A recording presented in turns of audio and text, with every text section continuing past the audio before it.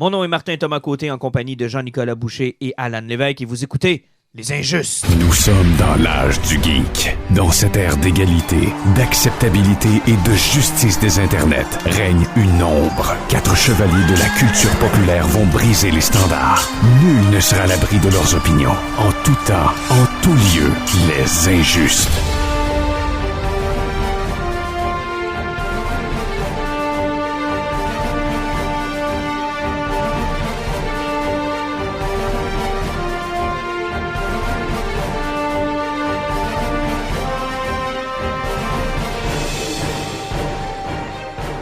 Messieurs, bonsoir. Salut! Salut! Il manque un injuste aujourd'hui. Le coronavirus a frappé le Saguenay.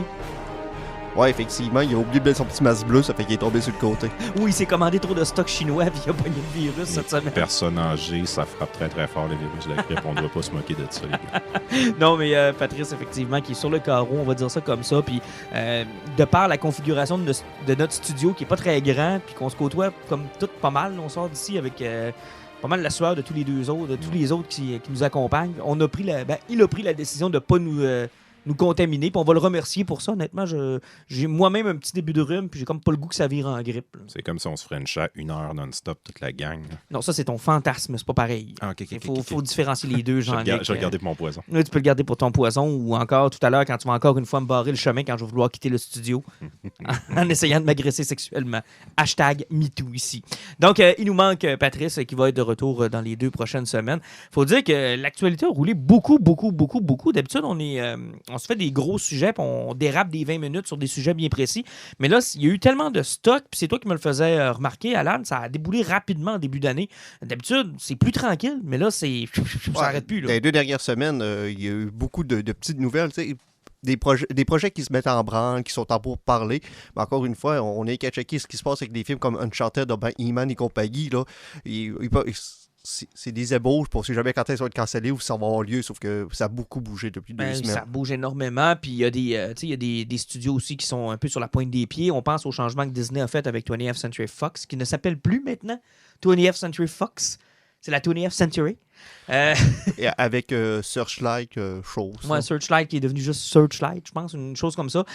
Puis en matière de cinéma, ben là, ça va commencer peut-être à bouger un peu plus. La semaine prochaine, ce sera Birds of Prey, fait qu'on en reparlera assurément dans le prochain podcast. Tu as un petit hype sur ce film-là ou ça vous intéresse pas pantoute? Moi, j'ai un hype. En fait, j'essaie de pas en avoir. Là. J'y vais en me disant ça risque d'être la merde. Ça semble vraiment être le dernier film du Snyderverse. Oui. Donc, je vais prendre ce qu'ils vont nous donner. J'ai bon espoir que ce soit le fun.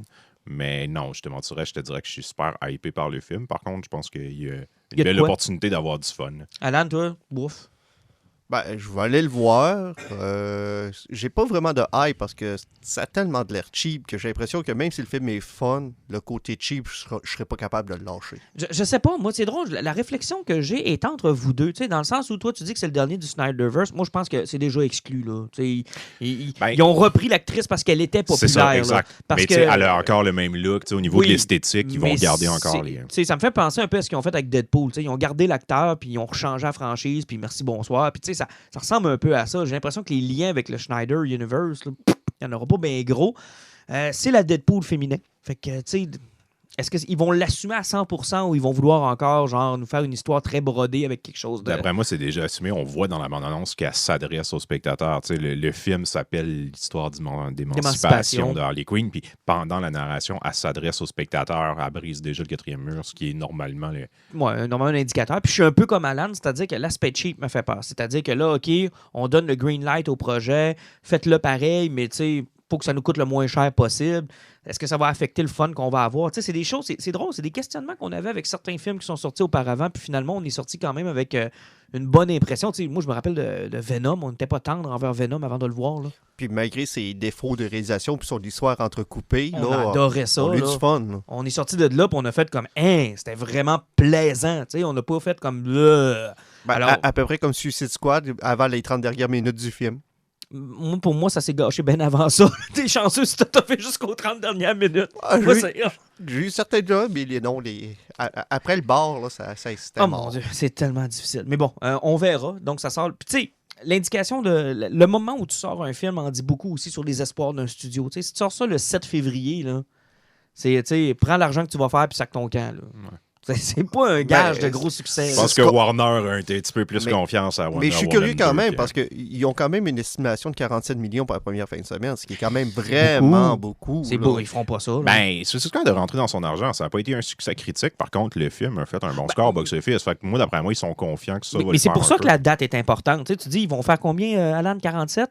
Bon, tu as plus de chances de faire 47 millions un 7 février que de le faire un 8 mai. Ou ce que là, tu es en compétition avec tout ce qui sort des autres studios, puis que là, l'argent se divise, puis que les sorties se divisent, puis que les gens se disent, ben regarde, dans ce mois-là, moi, j'ai de l'argent pour un film, puis ça sera lui, puis pas toi. T'es en train de pointer Solo du doigt? Genre. Okay. Mais regarde, on verra en temps et lieu, c'est la semaine prochaine, et on y sera. Sinon, on va se faire... on ramène le segment Flash News à la demande de Alan, et je trouve que c'est une excellente idée. On avait perdu le réflexe de le faire. Ben, c'est parce qu'en ayant perdu ce segment-là, on s'est un petit peu désorganisé. On avait oublié le bout où on prenait des notes puis qu'on faisait un petit peu de recherche. Et dans le fond, on était plus assidus. Oui, mais pas juste ça, on suivait des dossiers aussi. Puis quand le dossier aboutissait, ben, on pouvait dire on en avait déjà parlé, puis ça nous permettait d'aller plus loin.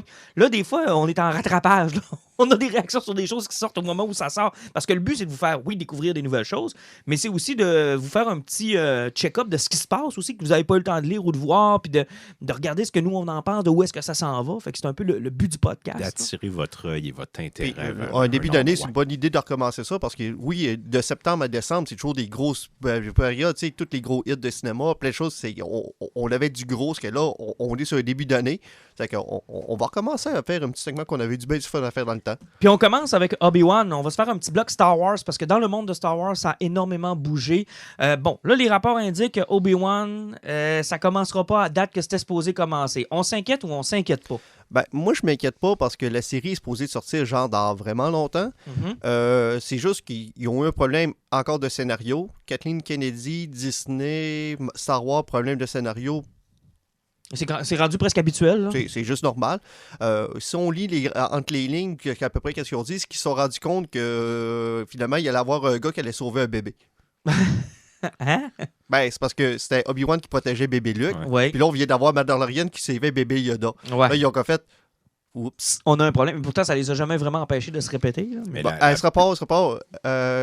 Rise of the Skywalker au box-office, comment ça a été?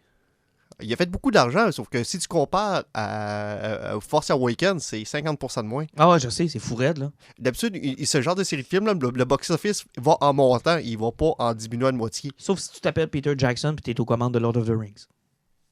Là, ça baisse.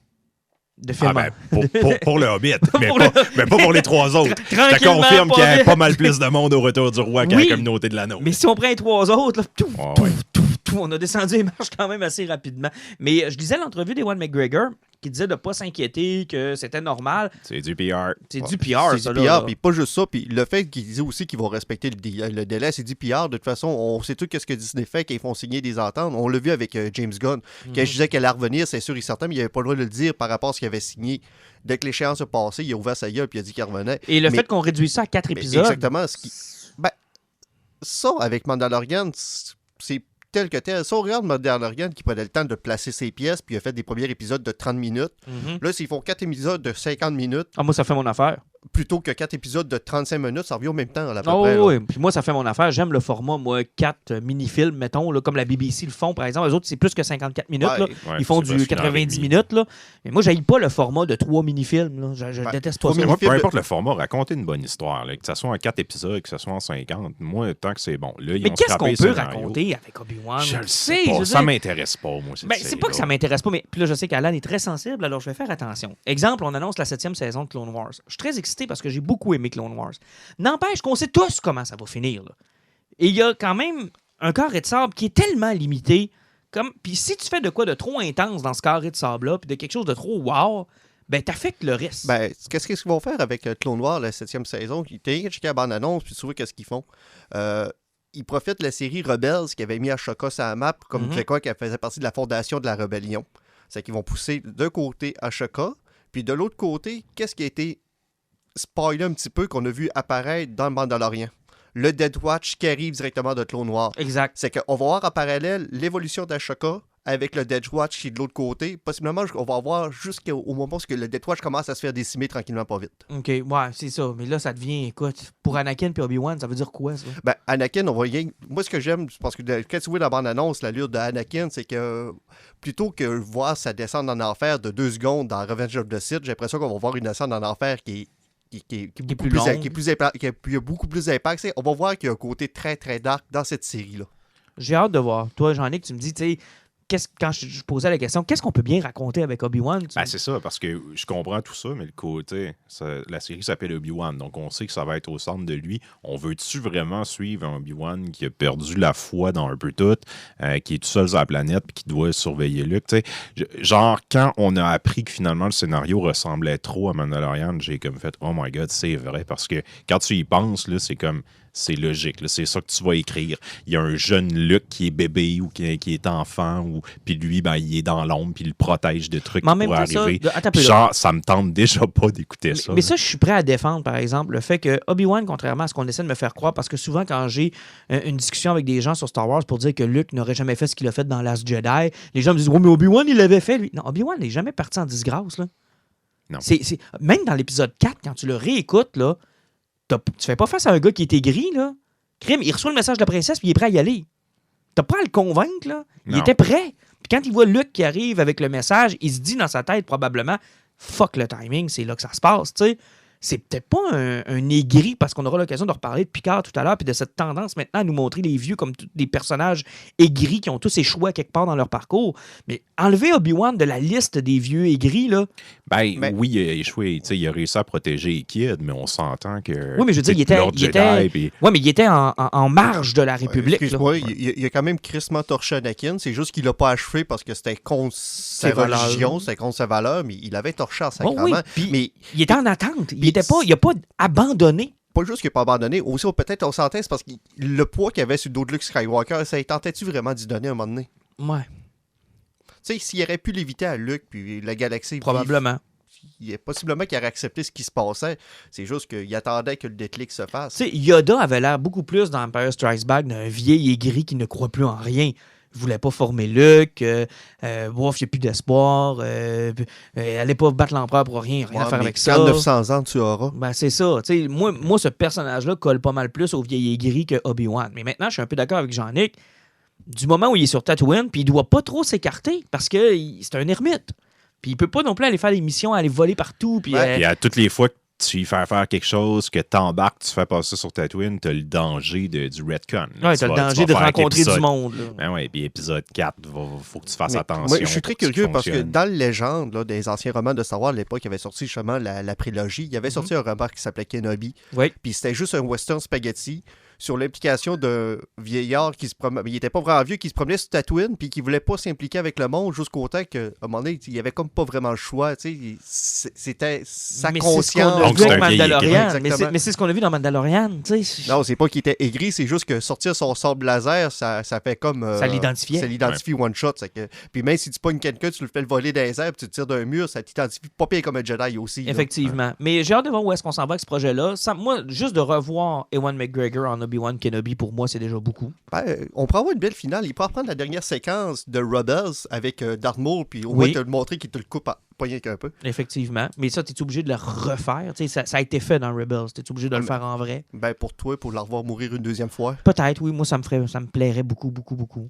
Ou peut-être juste voir... Moi, si j'avais à finir la série de Kenobi, là, je la finirais au moment où il fait le cri pour chasser les dragons. Les Tusken Raiders.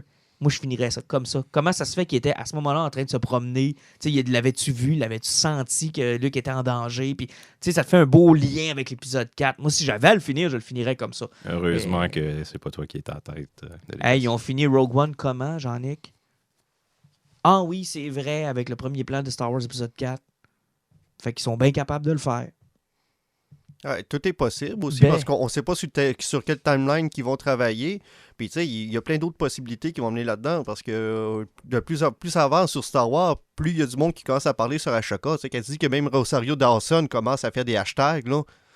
Ouais, ça, c'est spécial. J'ai hâte de voir. Sinon, toujours dans notre bloc Star Wars, est-ce que l'épisode 9 qu'on a eu est celui qu'on aurait dû avoir? Tu parles de Colin Trevorrow qui a sorti les C'est un peu les chien sketchs. faire Il l'a ça, pas en sorti, passant, par là. contre, il a Parce que lui, confirmé que ouais. ce qui avait été C'est un dit. peu chien, ça, de faire ça. On sait qu'il y avait du travail qui avait été fait avec Colin Trevorrow, qui est le réalisateur qui, au départ, devait faire épisode 9 et qui a probablement vu ce que Rian Johnson avait fait, puis il s'est dit, écoute, ça me tente pas d'être là-dedans, là, mais peu importe comment ça s'est passé. N'empêche que on était beaucoup plus avancé que je pensais dans l'histoire, puis dans les concepts, puis où est-ce qu'on s'en allait avec Trevorrow. Il y avait, pour chaque bonne idée qui marchait bien, il y en avait peut-être 2 qui marchaient plus mal dans son rang. Mais ici, ça peut pas être pire que le dernier film qu'on a eu de Skywalker, tu sais, où ce que ça fonctionnait sur certains points, mais c'était tellement maladroit que c'était ça. Mais c'est spécial parce qu'il n'y a pas plus longtemps que le podcast qu'on a fait, je pense, sur Star Wars, je vous ai dit, je serais curieux de voir la véritable suite de Last Jedi, parce que pour moi, je considère que Rise of Skywalker n'est pas une suite de Last Jedi, là, c'est une suite de Force Awakens. Les deux fonctionnent très bien ensemble. C'est plus, il fallait qu'on fasse un film, puis il y avait des personnages. Mais on en a parlé quand même pas mal de ça.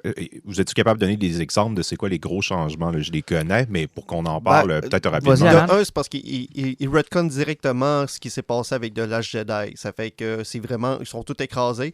C'est que ça tournait beaucoup alentour de Léa qui voulait rebâtir la rébellion, sauf que ça réussit aussi pas ce problème-là, c'est qu'au niveau du scénario, on avait Luke qui continuait le training de Rey même s'il était mort, c'est que son Force Ghost était très présent. Palpatine était éclairé de là, c'est qu'on courait vraiment ce que j'ai souvent parlé des romans qui parlaient qu'il y avait une origine du côté obscur qui était dans les Unknown Regions. Kylo le trouvait là-bas, ça fait que le vrai maître de Palpatine, on le trouvait là-bas. C'était une espèce d'araignée là, qui allait finir le training de Kylo Ren. Kylo le tue à la fin. Non, Kylo, il était dark. Oh oui, Dark, lui, là, il n'y avait était pas de très rédemption dark. pour lui. Aucune là. rédemption. Là. Aucune Non, mais rédemption il possible. tue la bébête araignée, puis Non. après ça, il affrontait Rey, il me semble. Donc. Ben, peut-être à la fin, là, mais sauf que, tu sais, il n'y avait pas de rédemption. Vraiment, là, il était tellement rendu dark qu'à la fin, il n'avait aucune chance. Et même le fantôme de Luke qui attrapait son sabre laser pour l'arrêter. Là. Oh, Il y a oui. vraiment un plan où tu vois le fantôme de Luke poigner un sabre laser à main nue puis l'arrêter là. R2 avait pas de l'air à filer ben. Non. J'aimais beaucoup ce qu'il faisait avec Finn Pyros, finalement, qui est ses os qui coupaient sur Coruscant et les communications, parce que beaucoup de l'histoire se passait sur Coruscant, où ce que le New Order s'était placé. Ça fait que Rose puis Finn faisaient à peu près la même mission que Obi-Wan avait faite sur la première Death Star dans Exact. New Hope. C'est que les autres, il fallait qu'ils fermaient un beacon dans les sous-sols de Coruscant. Puis il fallait qu'il lance un message de Leia, je pense. un message de Léa. C'est quelque chose qui aurait été intéressant, quelque chose qui aurait été travaillé sur les étages inférieurs de Coruscant et Puis compagnie. les là. origines de Rey, là, oublie ça. Là. Rey est une nouvelle Jedi, c'est n'importe qui. Elle aurait été même accompagnée par d'autres Force Sensitive. Possiblement que le flow balai serait réapparu aussi. Donc, Oui. Puis il y avait une séquence où Kylo Ren se battait sur Mustafar, je pense, avec Darth Vader. oui, Ouais, effectivement. ça, je l'avais il lu, avait qu'il se battait contre un Force Ghost. Un Possiblement Force Ghost, un genre de caverne, là, Ben, un peu. Ben, possiblement, c'est pour finaliser sa descente vers les enfers. Ça fait que battre son opposé qui l'empêchait d'évoluer. En gros, c'était à peu près ça. Là. Donc, c'était pense des que- directions qui étaient carrément contraires à ce qu'on a vu dans Rise of Skywalker. Là. Où mais je suis Rey- d'accord avec Alan, ça crée des affaires intéressantes, puis d'autres, probablement pas non plus, puis il y aurait eu le problème de Léa pareil. là. Ouais, mais la seule chose que moi je trouvais intéressante, puis c'est que je n'haïssais pas la twist dans Last Jedi à propos de Rey, qui se veut, garde, es-tu obligé d'être connecté à quelqu'un? Elle peut-tu juste être awesome? Elle peut-tu juste être cool?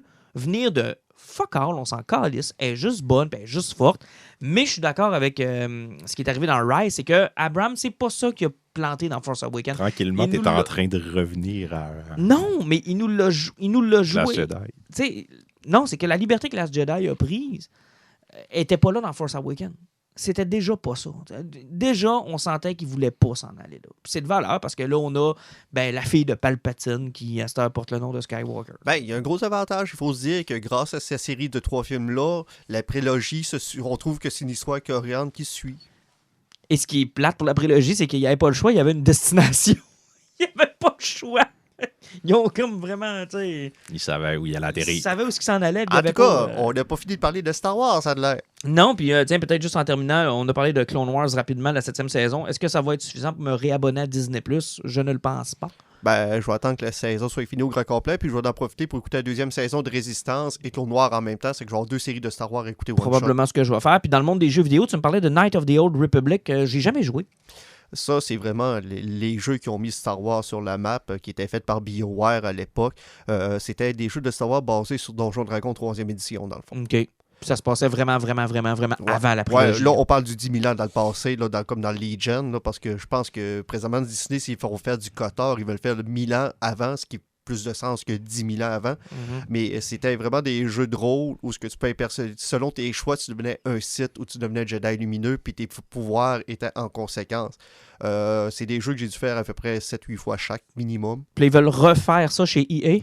EA veulent refaire une refonte, ce ne serait pas un remake. Là, oubliez le même jeu avec des meilleurs graphiques, c'est vraiment un reboot, possiblement qui mettrait les pions de Disney sur le KOTOR, cet univers-là. C'est pour moi ce qu'ils vont faire, et ça, ils vont tester la réception du monde sur le Old Republic pour voir s'il y a des films qui pourraient suivre par après. Puis, je suis pas un joueur de jeux PC, là, mais je peux vous dire, pour être connecté sur cette communauté-là, là, c'est souvent reconnu comme un des meilleurs jeux de rôle américains de cette époque-là. Même les gamers en général sont hyper excités de voir qu'on va avoir un remaster de KOTOR. Donc, si EA va de l'avant avec le projet et qu'ils vont là-dedans, tout le monde est content parce que le jeu est le fun, puis surtout au niveau de l'histoire, même les gens qui ne trippent pas Star Wars trouvent que KOTOR est un des trucs les plus intéressants qui est sorti de cet univers-là. Si c'était pas que je me tape rapidement des jeux, il va falloir que je l'essaye. Mais tu sais, moi, les jeux... mais ça va être rough, là. C'est un jeu qui est pas... tu l'essaieras s'il ressorte, mais en ce moment, ça, je là, au vieux, là, ça a être, quand même... c'est comme jouer à GoldenEye, là. C'est comme jouer à GoldenEye. Tu sais, mon souvenir en est incroyable. Puis la dernière fois que j'ai joué à GoldenEye, j'ai fait comme balle au cœur. J'ai refait les KOTOR l'année passée. Ouais, c'est pas toujours facile. Non, ça doit pas être toujours facile. Ghostbusters, on a la confirmation que les anciens étaient sur le plateau pendant une semaine seulement. Donc, on s'entend que ce ne sera pas eux les personnages principaux. Ouais, je pense que c'était pas mal évident. Là. Ouais, surtout qu'on vient de réaliser qu'ils viennent de tourner leur séquence pour nous à la bande-annonce le mois passé. Là, ils n'avaient pas... Au moins, ça explique pourquoi ils n'étaient pas dans la bande-annonce. Ça explique effectivement pourquoi ils n'étaient pas là. Mais moi, je pense que déjà là, on le savait avec la première bande-annonce, le fait qu'eux ne soient pas là, moi, ça m'indiquait que le film ne serait pas à propos d'eux. Après ça, combien de temps il va être là, je ne le sais pas. Là, ça va être des enfants d'eux encore. Là. Ils vont avoir un lien. C'est à propos des kids, là. C'est pas à propos des vieux. Effectivement. Moi, j'ai hâte de les revoir, honnêtement. Mais, tu sais... J'ai hâte de les revoir. Le problème avec ça, c'est que tu as toujours deux façons de refaire, de renouer avec une franchise. Tu as la version qu'on tente de faire avec Ghostbusters, qu'on a fait un peu avec Star Wars, c'est-à-dire qu'on les met un peu de côté, puis ils sont là que pour accompagner ou faire un petit rôle ou pas plus que ça. Puis tu as la version Expendable où non, on reprend le lead, puis c'est nous autres qui le fait du début jusqu'à la fin. Ouais, mais il ne faut pas oublier que Ghostbusters, leur plus gros problème qu'ils ont eu ça, c'est la gaffe 2016. Qu'est-ce que tu veux dire? Avec les filles, ouais. Ils ont presque tué la franchise One Shot. Non, mais je te parle de quand on veut faire revenir des originaux. Ouais. Là. Moi, exemple, là, j'aime mieux voir un Indiana Jones avec Harrison Ford de A à Z, puis c'est une nouvelle aventure, puis on s'adapte à lui, que de le voir parrainer un kid dont je me calisse pendant 1h30. Puis ça me gosse un peu. T'sais. Un peu comme dans Star Wars, j'aurais aimé que Mark Hamill ait un plus gros rôle. J'aurais aimé le voir se battre. J'ai toujours de la misère avec ces héros qui ont fait de grandes choses, mais qui sont sur les lignes de côté parce que, voilà. Ouais, mais ça prend des nouveaux héros. C'est la torche. Ouais. Je veux dire, Maurice Richard, là, il ne ressort pas de sa tombe pour venir jouer les ça vous ferait du bien, Canadien. Ouais, en ce moment, on le prendrait peut-être. Là. Ouais. Mais c'est ça, à un moment donné, les jeunes poussent le vieux. Très rapidement, de Batman, on entend beaucoup de choses. On ne voit pas encore beaucoup de choses. Assurément que quand le Batsuit... C'est bien qu'ils nous gardent ça secret. Quand le Batsuit va être révélé, ce sera probablement la plus grosse conversation. Ouais, mais là, on commence à voir des choses. Les plus grosses nouvelles qu'on a eues sur Batman, c'est les photos qu'on a eues de... Des vilains, en fait. Un petit vilain, c'est parce qu'il y a Colin Farrell qui a dit qu'il avait chié son cou en stylant les cheveux, c'est pour ça qu'il avait les cheveux blancs tout fuckés. Puis il y a l'autre affaire qui est sortie, c'est qu'à un moment donné, il a fait une entrevue, puis dans son dialogue qui jasait, c'est qu'à un moment donné, il parlait du scénario qu'il n'avait pas le droit d'en parler parce que c'était un sujet qui était très hush-hush, donc un sujet qui était très silence-silence. Et est-ce que là, il a utilisé l'expression anglaise hush-hush ou il a fait une directe référence au magistral travail de Jeff Loeb et Jim Lee? Hush, tu le dis une fois. C'est comme que tu dis chut à quelqu'un. C'était hush-hush, c'est comme une expression. Il y a même dans la comptine hush. Hush-hush. Moi, je suis convaincu que ça ne fait pas de lien parce que ça, en plus, il faudrait que Colin Farrell soit familier avec la BD Hush. C'est déjà un leap de croire que ce gars-là est assez familier avec l'univers de Batman qui, en plus, connaît le nom de cette histoire-là. Puis je suis pas sûr que Hush, pour un reboot ou une nouvelle interprétation, je suis pas sûr que ce soit l'histoire parfaite pour être adaptée. Mais à la défense de la théorie, Jean-Nic, quand tu veux une bonne histoire qui fonctionne avec beaucoup de vilains, parce que c'est ce que je comprends, moi, du prochain Batman, là, c'est qu'on n'aura pas 1, 2 ou 3 vilains. Là. Tu fais long Halloween. On va en avoir plusieurs. Ouais, mais tu peux mixer les deux, là. Tu sais, tu peux avoir un mastermind qui est un personnage pas connu, qui contrôle les autres vilains, parce que c'est ça, Hush, là. Ouais, mais on va-tu avoir Poison Ivy qui contrôle Superman? Je penserais pas. Non. Fait que, tu sais, déjà là, tu scrapes une bonne partie. On s'en fout, c'est des adaptations. Arrêtez de Ouais, vouloir c'est ça, voir là. vos comics en réalité. Ouais, c'est ça. C'est toi qui fais le lien avec Hush. Non, mais Moi, tu je sais, te dis exemple, que non. mais je te dis, tu sais, exemple, il y a des films où on a pris The Dark Knight Returns, puis on a pris des séquences, puis on a pris des inspirations. Parce que de la même manière que Batman Begins prenait de l'inspiration de Long Halloween. Exact. Mais c'est parce que l'avantage de Hush aussi, c'est parce que le vilain, tu peux en faire à peu près ce que tu veux. Exactement. On l'a même vu dans l'adaptation animée, qu'est-ce qu'ils ont fait avec. Ça, c'était n'importe quoi. C'est là. n'importe quoi, mais c'est parce que c'est un vilain que tu peux faire n'importe quoi avec aussi. Si tu veux, selon ton adaptation, c'est une porte ouverte, c'est que tu n'as pas un vilain qui est clair. En tout cas, on va voir où est-ce que ça s'en va. Moi, j'ai beaucoup d'excitation pour ce film-là. J'ai hâte de voir les détails, j'ai hâte de voir le Batsuit. Ben, le Batsuit, c'est ce qui va faire une grosse marque. Ben, tu dis ça, mais regarde, et en toute honnêteté, là, Alan, là, je vais être très, très, très honnête avec toi, là, je déteste le Batsuit de la trilogie de Nolan. Je le trouve archi-laid, je trouve qu'il est pas beau, il est pas le fun, il est pas cool, mais ça reste les 3 meilleurs films de Batman, pareil. Non. J'aimais sa cape. Il y avait ça qui Sa était cape correct. était correcte, mais son casque de moto, là, pas capable. Puis les plaquettes, puis tout, puis je l'ai jamais... Puis la gueule de Bale, qui est pas une gueule carrée, tu sais, Batman, il a une grosse gueule carrée. Moi, j'ai de la misère avec le design en général. Le même, tu sais, la Batmobile, moi, je la trouve affreuse dans l'univers de Nolan, son Batjet. Non, moi, idéalement, j'aimerais une Batmobile qui se rapproche plus de ceux du film de Burton. Puis le premier puis deuxième sont pas... Je dirais peut-être pas des chefs-d'œuvre, mais moi, c'est des films que j'adore, puis plus que la trilogie de Nolan. Mais le design, là, il est beaucoup plus cool dans les films de Burton. Je continue à dire, à shape qu'il y a, s'il ne ressemble pas à Batman Beyond un peu, je vais être un petit peu déçu. Effectivement. Mais tu sais, on va se le dire, Affleck, moi, était pour moi le costume de Batman de rêve. Là. Ouais, Affleck a fait un des bons Batman. C'était le Batman des comics transposé à l'écran pour moi. Maintenant, j'ai hâte de voir Pattinson, Monsieur Twilight. Là. Ben, Matt Reeves, Robert Pattinson, le reste du casting, rien que pour ça, on devrait être excité. Normalement, tant mieux s'ils réussissent avec le design de Batman, mais rien que pour ça. Rapidement, Megaman, c'est quoi la patente? Ils ont fait Sonic se passé, il faut faire Megaman? Ouais, moi, c'est ce que je comprends pas. Ça va être un live action. Ça fait que Megaman, ça va être quoi, là? C'est parce que, personnellement, en dessin, dès que l'air humain, Megaman, j'ai toujours trouvé qu'il était très là, qu'il faisait un petit peu perplexant. Ah ben, il ressemble à un personnage de Tron. Oui, un peu, oui. Mais là, c'est le gars qui a écrit le scénario du film de Batman de Matt Reeves qu'on vient de jaser, qui travaille là-dessus, puis ils veulent vraiment faire une adaptation live action. C'est que là, qu'est-ce qui va arriver? Ça va être encore un film pour enfants, possiblement, mais est-ce qu'ils vont vraiment prendre un kid de 12 ans, puis ils mettre un casque à la tête, puis il va tirer des poids? Mais en même temps, là, je t'avouerais que ça fait au moins 20 ans que ça se discute, puis que c'est cyclique, là, à toutes les quelques années, on a des nouvelles d'une adaptation de Megaman ou d'un... Tu sais, il y avait une adaptation de Tetris qui s'en venait il y a une couple d'années. Dans l'univers du jeu vidéo, là, c'est à prendre avec des pincettes. Là. Moi, je vais attendre qu'on soit rendu plus loin. Là. Probablement qu'il va écrire un scénario. Ça va-tu aller plus loin que la simple Puis on a vu ce qui est arrivé avec Sonic aussi. Là. Mon Dieu, oui. Mais tu sais, je veux dire, ils vont de l'avant, mais ils ont changé le personnage au complet. Catastrophe, ça, là. Sauf qu'au box-office, à cause qu'ils ont fait le changement, ça a l'air à vouloir monter beaucoup pour Sonic. Mais l'avantage avec Megaman, là, c'est que tout ce que ça prend pour faire écrouler le projet, c'est un trou. Comme dans n'importe quel game de Megaman, au premier trou qu'il y a, t'es mort. Ouais, puis si t'as pas les lames de scie dès le départ, ça va mal. Megaman 2. Ah, c'est le meilleur. Meilleur soundtrack. Selon moi, c'est le meilleur. Oui, c'est un projet possiblement qu'ils vont finir dans un trou. Captain Marvel, Doctor Strange ont perdu leur réalisateur-réalisatrice. Ça veut dire quoi? Non, Doctor Strange l'a pas perdu. Ils ont juste confirmé Brother Voodoo dedans. Non, Doctor Strange, le réalisateur a quitté. Ah oui, il a sacré le camp, il a claqué à la porte parce que... Je trouvais ça drôle que t'en parles pas pour ta raison préférée, pourquoi il est parti.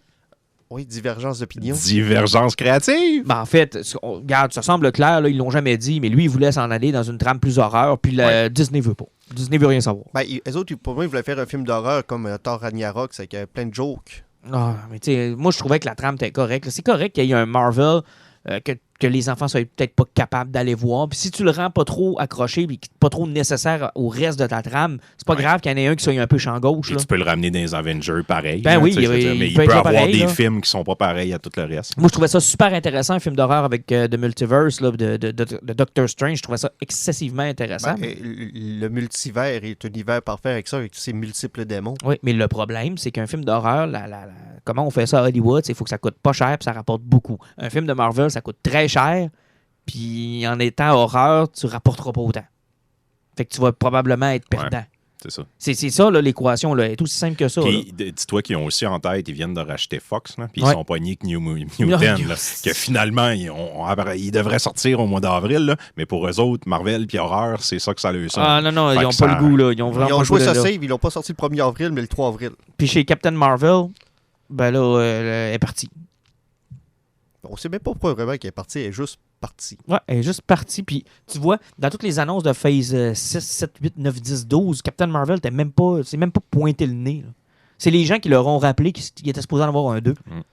Oui, effectivement, mais ça, on dirait que ça fait juste confirmer un autre point qu'il y avait, qu'on avait vu qu'il y avait tourné Avenger, puis que tu voyais la réaction de tout le monde qui était à côté de elle, puis le genre de ressentiment qu'il y avait, c'est comme si personne voulait travailler avec, mais ils sont comme pognés avec. Ben, elle est intégrée, ils n'ont pas le choix. Là. Ouais, mais je te dis que le prochain film, il va être dans l'espace, Ah, puis ben loin, loin. puis Ben, loin, ben, puis ben loin. loin. Puis tu sais, puis ses répliques, ils vont être comme dans Avenger. Ah, j'ai pas le temps pour vous, la Terre. Mais je pense que Marvel attend aussi beaucoup après Black Widow pour voir comment Le le film va potentiel de sortir. Parce que femme. c'est ça, le potentiel de femme, ils l'ont testé avec le premier Captain Marvel, mais on se le cachera pas, le film est sorti genre 3 mois après l'autre Avenger, qui en avait un autre qui s'en venait.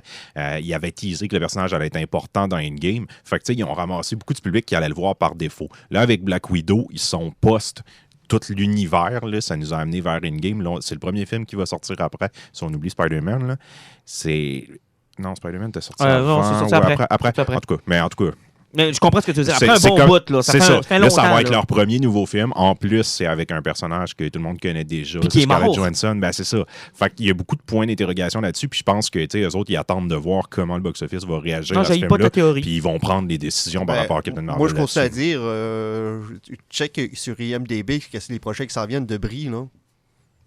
C'est léger. Ah, c'est très léger, là. Hey, Elle a pu Pourtant, attendre c'est comme une elle- excellente actrice. Hein, Ouais, mais ça a l'air qu'elle pas chante comme le Ouais, sacrement. c'est là. ses opinions politiques. là. Tu sais, c'est qui avait dit ça, justement, l'espèce de Britannique canadien, là, le réalisateur qui est On est tous des Britanniques canadiens. Bon, fédéraliste, autre chose. Le gars qui s'était pointé et qui avait fait son speech en faisant comme venez ramasser vos trophées puis vos opinions politiques. Ricky Gervais. Ah, Ricky Gervais, Gervais, ouais. exactement, j'ai perdu son nom. Tu sais, c'est à peu près ça, parce qu'elle a été trop ouverte là-dessus, puis Non, mais ça a l'air qu'elle est juste désagréable. Ouais. Au-delà de ses opinions politiques, elle est désagréable comme personne. Fait que, tu sais, quand tu veux pas être sur un plateau de tournage avec quelqu'un qui est juste Puis désagréable. Disney essaie tellement d'être correct dans tout ce qu'ils font présentement que je suis pas sûr que c'est le genre de personnes à laquelle ils veulent s'associer Ah, tant que ça. exactement. là. Hey, on va avec notre premier gros sujet. C'était la sortie cette semaine de Star Trek Picard, la C'est qui, nouvelle ça? série. Jean-Luc Picard. Ça faisait longtemps qu'on n'avait pas vu le Capitaine Picard. En fait, depuis Nemesis en 2002, qui a été le dernier film de la nouvelle génération, avant finalement de partir dans l'univers de J.J. Abrams en 2009. Ensuite, la trilogie qui s'en est suivie. Là, il y a comme un hiatus. Là, et on a recommencé à faire de la télévision chez Star Trek. Et moi, je pense que c'est le meilleur médium pour Star Trek. On l'a vu avec Discoveries. On le voit avec les séries de Star Trek en général depuis les tout débuts. Là. Il n'y en a pas une qui était... À part Enterprise, que j'ai pas beaucoup aimé. Là, Ben, c'est parce que Star Trek, c'est très story-based. c'est télé. C'est fait pour la télé. Exactement. C'est parce fait pour la télé. c'est gros, c'est fait pour raconter des histoires et le point de vue continu n'est pas nécessairement nécessaire parce que c'est des voyages dans l'espace. Mais là, attention, on a de nouveautés avec Star Trek Picard, c'est que le mouvement Netflix a maintenant atteint Star Trek, c'est-à-dire une seule histoire sur un petit nombre d'épisodes, une réalisation qui est très léchée, quelque chose qui est beau, qui est cinéma. Là, les plans sont superbes. Ben, c'est Là, filmé on en joue 2,45, là-dedans, là. même format que cinéma dans le fond. Ouais, là, on joue là-dedans. C'était le premier épisode. J'aurais tendance, avant de te donner mon opinion, de savoir ce que tu en as pensé, Alan, quand tu l'as vu, parce que toi, t'es peut-être moins tricky que moi. Comment tu as apprécié ça? Ben, moi, je suis quelqu'un qui écoute les films, puis les films de Picard, c'est ceux-là que j'ai vus le moins souvent. C'est des films qui étaient le fun et autres. Moi, First Contact reste, pour moi, le meilleur film de Star Trek. C'est le mien, ça. Ben, First Contact, ouais. Ah, c'est le best. Je sais pas, moi, William Shatner avec DeForest Kelley puis Leonard Nimoy, pour moi, c'est comme le trio qui fonctionnera Oui, toujours dans les effectivement. films. Là. Quand je me suis lancé dans la série, j'ai fait, OK, moi, la plus grande peur que j'avais, c'est qu'en ayant vu les films, puis on connaissait pas vraiment la gang de Next Generation, je me suis dit, je vais-tu être largué? Puis, J'ai pas été largué. Le seul bout que j'ai été largué, c'est qu'ils ont parlé des problèmes avec les Romulanais, avec Romulus, puis tout, qui ont essayé de sauver. Puis là, j'étais plus sûr de quel cœur qu'on acknowledgeait dans tout ce qui s'est passé. Tu sais, moi, j'étais fait... là, on est sur le cœur 616 ou le New 52. Là. C'est comme ça que je les appelle. T'as William, ben, t'as Chris Pine de l'autre. C'est comme... En fait, en gros, là, puis pour démêler les gens, là, la séquence des événements, là, c'est que l'Empire est déstabilisé dans Nemesis parce que tu as Shinzen qui prend le contrôle de l'Empire. À partir de ce moment-là, Data se sacrifie pour détruire son vaisseau. Et là, ça ensuit une crise politique avec les Romulanais. Et à ce moment-là, c'est la BD qui avait expliqué le trou entre le film de Abrams et la fin de Nemesis, où on expliquait que Jean-Luc Picard était devenu un amiral, que Data était devenu le capitaine de l'Enterprise, que Spock avait été nommé ambassadeur pour régler les problèmes politiques. Mais ce qui est arrivé, c'est la catastrophe de J.J. Abrams, là, c'est qu'il y a une supernova, et là, tout pète. Et à partir de ce moment-là, tout est détruit. Et c'est un peu ce que Picard nous explique en nous faisant du rattrapage depuis ce moment-là. Et ils l'ont fait sous une forme d'entrevue. Et j'ai vraiment trouvé ça bien, la façon dont ils l'ont fait. C'est une entrevue que l'amiral accorde dans son vineyard où il reçoit pour la première fois quelqu'un pour parler de ce... Et là, il nous explique ce qui est arrivé. Et ce qu'on comprend, en gros, c'est que quand la supernova est arrivée, on savait déjà que Spock était en chemin pour la faire disparaître dans un trou noir, mais qui était arrivé trop tard. Donc, Romulus avait été détruite par la supernova. Lui avait quand même fait sa job et avait été avalé par le trou noir. S'ensuit les films de J.J. Abrams. Mais nous, avec Picard, on suit ce qui s'est passé de l'autre bord. On sait déjà ce qui s'est passé quand Spock est rentré dans le trou noir. Ça a refait la ligne du temps. Et là, on a les aventures de Chris Pike et toute sa gang. Là, OK? Ça, on le sait. Mais nous, maintenant, du bord qui n'ont pas été aspirés dans le trou noir, là, qu'est-ce qui est arrivé? Donc, on est dans le vrai timeline de Star Trek. Là. On est dans le même. Là. Et là, on apprend que Picard a pris des Romulanais, a voulu les amener sur Mars pour leur trouver un nouvel endroit où vivre, leur trouver une nouvelle planète. Donc, on voit qu'on essaie de relocaliser les survivants. On était déjà en approche avec les Romulanais du côté de Starfleet, donc on continue notre travail. Et, pour une raison complètement inexpliquée, arrivent les androïdes. Effectivement, ça c'est le bout un petit peu qui m'a fait décrocher parce que, comme je t'ai dit, moi, ça m'a fait penser à Blade Trek avec M. Dicard à la place de Picard. Parce que il y a eu une révolution des androïdes. Ils ont décidé d'anéantir le peuple romulanais. C'est que pendant que les Romulanais étaient en train de s'installer sur Mars, ils ont fait sauter Mars. Ils ont fait sauter Mars à grandeur. Elle brûle encore. Là. Ça fait que Mars est encore en train de brûler plusieurs années plus tard. Les Romulanais n'existent plus et les androïdes sont interdits dans l'univers. Mars est en train de brûler. Oh oui. Vous savez ce que ça veut dire? C'est la guerre contre les Martiens blancs. Là. Ça veut dire que Martian Manhunter s'en vient sur Terre. Ça, c'est dans DC Comics, Jean-Nic. Là, on est dans Star Trek. Y a-t-il un lien? Fais-nous avancer, OK? Puis comment ça fait pour brûler dans DC s'il n'y a pas d'oxygène? Au moins, c'est terraformé dans Star Trek, ça peut brûler. Bon, DC, ça n'a pas de sens. Maintenant qu'on a rassis Jean-Nic, bref, les androïdes sont maintenant devenus interdits chez Starfleet. Et là, on comprend le conflit. Parce que Jean-Luc Picard, quand vous écoutez les films, surtout toi, tu me dis que tu as surtout écouté les films, là, c'est un gars de principe. Effectivement, puis rien qu'avec le sacrifice c'est dans Nemesis que Data s'était sacrifié. Exactement. Dans Insurrection, quand il comprend que Starfleet est en train de détruire une planète où il y a 400 personnes qui peuvent vivre éternellement, puis que Starfleet est en train de la terraformer, puis d'enlever tous les trucs d'un noyau pour pouvoir faire une espèce de produit qui va guérir les gens. Jean-Luc, il dit, regarde, que ce soit 400, 1000, 2000, 8000, combien, amiral, ça va prendre de personnes pour que vous trouviez ça acceptable de détruire leur planète puis de leur piler sur la tête. T'sais, ça a toujours été un homme de conviction, Jean-Luc Picard, ça a toujours été ça. Donc, ce qu'on comprend, c'est que quand ils ont banni les androïdes, lui-même ayant eu une relation particulière avec Data, il le prend pas. Ça fonctionne pas. Ça coupe. Et en plus de ça, il avance que Starfleet a abandonné les Romulanais qui restaient en disant, garde, de toute façon, ils sont presque tous morts. Là. Puis là, regarde, fuck off, on s'en va de là, on touche plus à ça. Il a compris que Starfleet avait un agenda politique qui représentait pas sa façon de voir. Exactement. Puis que Starfleet ne jouait plus le rôle qu'il devait jouer. Ça fait que, direct en partant, on se pose la question, est-ce que Starfleet est corrompu? Est-ce que Starfleet a contrôlé les androïdes? Puis à quel point... Est-ce qu'il savait quelque chose que... Est-ce qu'il savait quelque chose qu'on savait pas? Ça fait que, à partir de ce moment-là, Picard rentre en retraite. Exactement. Et là... arrive la petite fille qui recherche désespérément Picard, qu'on comprend éventuellement que c'est une androïde elle aussi.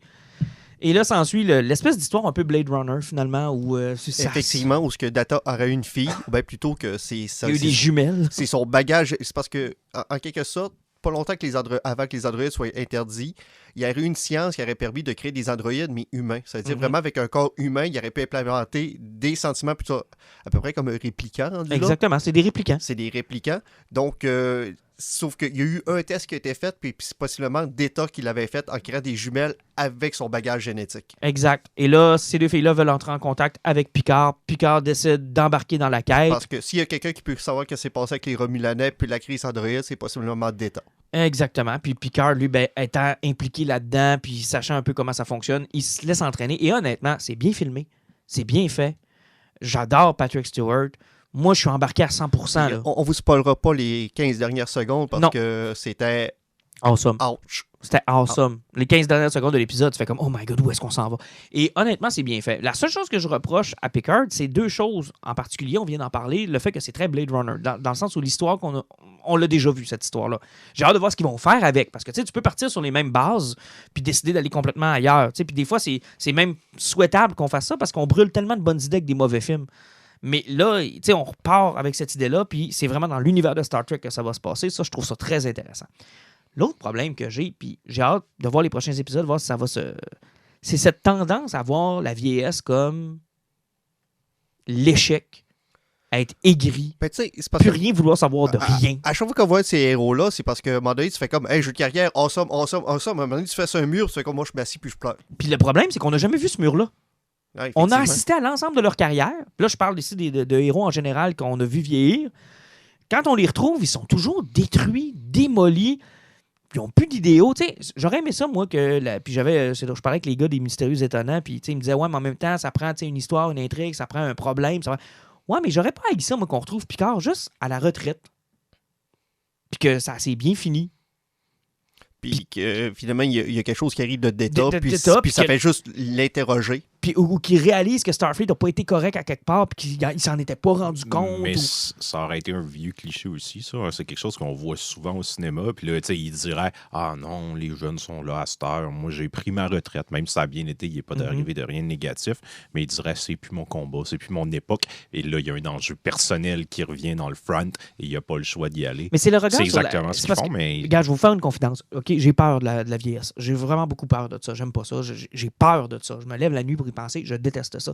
Et j'aime beaucoup les films quand on aborde la vieillesse. Puis je trouve ça tellement triste quand on voit des films comme Logan, par exemple, qui est un film que j'adore justement parce que c'est un des sujets. Tu sais, je veux dire, tu les as connus à leur apogée, à leur gloire, puis à cette heure, plus personne les connaît. Tout le monde s'en calisse. Ils ont échoué, sont aigris. Tu sais, Logan c'est un film dur sur la vieillesse. C'est un constat qui est dur. C'est-à-dire, aussi haut tu peux aller dans ta vie, autant de choses tu peux changer, autant de bravoure et d'exemple. Tu peux aussi finir dans un sous-sol où tout le monde se souvient plus de toi. Puis le monde, tu sais, the world goes on. Là. Sans toi, t'es pas vraiment... T'as jamais été le point central du monde. Là. T'as participé au monde, puis après ça, on t'a mis de côté. T'sais. Logan, c'est un peu ça. Luke Skywalker, c'est un peu la même chose. T'sais, ce gars-là, moi, quand je l'ai quitté, il était à son zénith. Là. T'sais, il venait de battre son père, de détruire l'Empire. Il n'y avait que de l'espoir, puis de savoir que ce gars-là a perdu espoir parce que son neveu a fait un mauvais rêve. Ouais. Puis Ben, il y a ça. On n'a pas vu cette transition-là où on se la fait on la expliquer. voit jamais. mais- On la voit jamais. Dans Logan, on le voit pas non plus, l'événement qui fait que le professeur Xavier détruit presque l'ensemble des mutants, puis que là, on est obligé de se sauver. Puis Puis encore pire, avec ce que Lando avait dit, qu'il avait fait des recherches avec Luke, ça s'est passé avant ou après sa dépression? et voilà.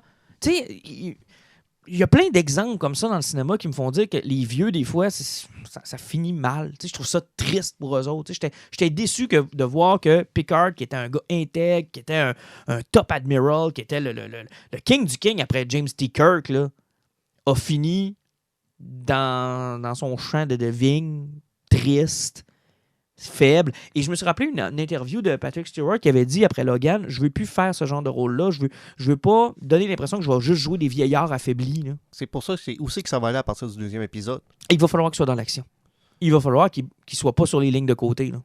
Puis c'est surtout le casque qu'il faudra qu'il l'accompagne parce qu'il veut pas à son âge. Déjà qu'on a montré un personnage qui avançait avec une canne, il peut plus courir. là. Non. La série s'appelle Picard. Jamais je créerais qu'ils vont le garder sur les lignes de côté. Ben, là, c'est ça, je te dis. Tu sais, là, les il va nouveaux falloir Star Wars, que... je te Ah, répondais mais- tantôt, je te disais, oui, on voit moins Luke, mais c'est pas à propos de lui, c'est à propos de la nouvelle génération. Mais là, c'est pas à propos d'une nouvelle génération. En tout cas, je pense pas. Sinon, ils ont été caves. Si ça s'appelle Picard, moi, je m'attends à ce que c'est ce parce soit le que- personnage principal. Là. Oui, ça va être le personnage principal parce que c'est un capitaine, c'est une crew, puis c'est son équipe qui fait les missions tactiques. Oh oui, c'est ça que ça va être, là. Puis lui, va devenir la tête de tout ça. Ouais. Mais j'espère que son espoir va revenir rapidement. Puis vers la fin de l'épisode, j'ai vu ça, là. Mais J'ai vu que la petite étoile... Tu sais, le feu de Picard a été plus facile à allumer que celui de Logan ou de Luke. Où là, ça a pris du temps et ça a été compliqué. Tu sais, Luke, on passe la moitié d'un film, là. Ouais, parce qu'on sent que... c'est parce que oui, il a abandonné tout, mais on sent qu'il y a beaucoup de ressentiment là, sur le fait que Data a été décommissionné, il a été détruit, puis qu'ils n'ont pas pu le ramener par après. On sent qu'il était en crise après le quoi, puis... je sais pas s'il est vraiment abandonné ou ben c'est un gars qui savait que c'était une guerre qui était perdue d'avance, parce qu'à lui tout seul, rentrer contre Starfleet, ça servait à rien. Et que là, il y a un élément qui fait que, oh, là, j'ai une chance... Ben, d'aller chercher son ami. D'aller chercher de quoi, là? De continuer quelque chose. Mais au niveau, là, t'aimerais ça, Jean-Nic, je sais que t'es pas très Trekkies, mais c'est tellement bien filmé, c'est tellement beau. Ben, c'est de la même qualité. Sérieusement, c'est plus liché encore que Watchmen. Ah, c'est vraiment beau. Honnêtement, c'est beau, là, les images. Je connais très peu l'univers Star Trek, mais avec ce que vous m'avez dit, ça m'intéresse plus que, mettons, les X-Men la semaine de 2 semaines. Je me sens un petit moins largué. Je me sens un petit peu moins largué, même s'il y a à peu près autant d'histoires qui me manquent. Mais tu vois, moi, je suis content parce qu'avec Discovery, on allait ailleurs. Avec les films de Abrams, on rebootait. Là, on a vraiment décidé de faire une suite à ce que moi, j'avais suivi quand j'étais jeune. La plus grosse question que je me suis posée avec Picard, là, rendu là, c'est que quand est-ce que Discovery va se pointer là-dedans? Avec la finale de la 2e saison que tu n'as pas encore vue, là... Ouais, le grand Trekkies qui a pas encore écouté la saison 2. Ben, les gars, écoute, ça, c'est rendu vraiment un point d'honneur. Je ne l'écouterai pas tant que les gars me diront pas que j'avais raison d'en parler à chaque podcast. Là, tu vois, ça arrive pas. Fait que c'est pour ça que je l'écouterai pas. C'est leur punition. Aujourd'hui, on a parlé de Picard, puis on n'en parlera pas avec la saison soit finie. Ah non! Non! Je l'écouterai plus. Non, mais je peux te garantir que je vais être au rendez-vous au prochain épisode. Puis juste pour la façon dont... Tu sais, je te reparlais de la scène de l'entrevue, là, c'était génial. Ouais, mais tu vois, je trouvais que c'était brillant. C'est une bonne manière, justement, au niveau de Picard, là, je vais essayer de vous venir au courant parce qu'avec ce qui s'est passé avec HBO Max et le Canada, je vais en profiter par la bande pour en reparler de la nouvelle que j'avais publiée sur le groupe Facebook, que Crave avec Bell ont signé une entente encore plus longue avec HBO. Dans le fond, la distribution de HBO Max va se faire à partir de Crave à partir de l'été prochain. Et là, c'est que Super Écran qui embarque là-dessus, on s'en sac un peu, c'est que le contenu va être anglais-français selon ce que Bell est en train de dire. Picard est là-dessus. Mais là, pour l'instant, il est sur CTV. Il est sur CTV, mais CTV appartient à Bell. OK. Ça fait que Picard va être aussi sur Crave. C'est que ce que je vais checker en m'abonnant possiblement à Crave cette semaine, c'est s'il y a une version française aussi qui existe. Oui, ça pourrait être intéressant pour nos auditeurs qui veulent effectivement l'écouter en français. Parce qu'ils l'ont fait pour Discovery, c'est que je vois pas pourquoi ça serait pas fait. Parce que le faire. Ça pourrait être fait là, sur cette plateforme-là. Ça expliquerait peut-être aussi pourquoi que Z-Télé l'a pas eu comme Discovery avait été le cas. Là. Puis tu sais, l'autre chose, c'est que si vous voulez vous rattraper, faire du rattrapage, il n'est pas trop tard de devenir un Trekkie, là, Jean-Nic. Les séries sont disponibles sur Netflix, sont disponibles partout à cette heure. J'y ai déjà pensé, écoute juste les films, mais je vis très bien avec ça. Je suis un collectionneur de nature. Si j'embarque dans Star Trek, là, c'est encore un projet. Là. Mais moi, je te dirais il y a trop de saisons, il y a trop de stock à acheter. Mais toi qui es un passionné de toutes les vieilles affaires, là, il y a quand même un minimum de, je te dirais, 6 épisodes de la série originale qui est des classiques de la science-fiction qui ont été faits dans plein de dérivés dans des films qu'on connaît. Écoute, si tu veux me sortir, mettons, une liste de 10 que je peux écouter, je vais le faire. Là, parce que, j'écoute à temps perdu en ce moment la Twilight Zone, l'émission des années 60. Fait que j'ai pas trop de misère à m'y mettre, mais dis-moi pas que ça dure 2 heures. C'est parce que ce qui est le fun de Star Trek, c'est que t'as pas vraiment de continuité dans les 3 premières saisons. Là. Je peux te piger des épisodes, puis tu vas comprendre. Là, Puis il y a des épisodes qui sont des classiques que des trucs qui ont été refaits dans les films ou des idées qui ont été explorées par la suite, un peu comme du Philip K. Dick, qu'on retrouve un peu partout. C'était quand même très révolutionnaire dans les années 60, là, Star Trek. C'était génial. Star Trek Next Generation, moi, j'ai eu un petit peu plus de misère avec cette série-là. C'est très bon. Mais moi, ma série dans laquelle j'ai été bercé, c'est Voyagers. Puis là, les Trekkies vont m'arracher la tête parce que c'est un sacrilège. C'est un peu une mal-aimée. Mais moi, ce que j'aimais beaucoup de Voyagers, parce que tu avais eu Deep Space Nine aussi en même temps, où là, on parlait beaucoup de Starfleet, puis on était toujours dans notre petite carré de sable, dans notre caca.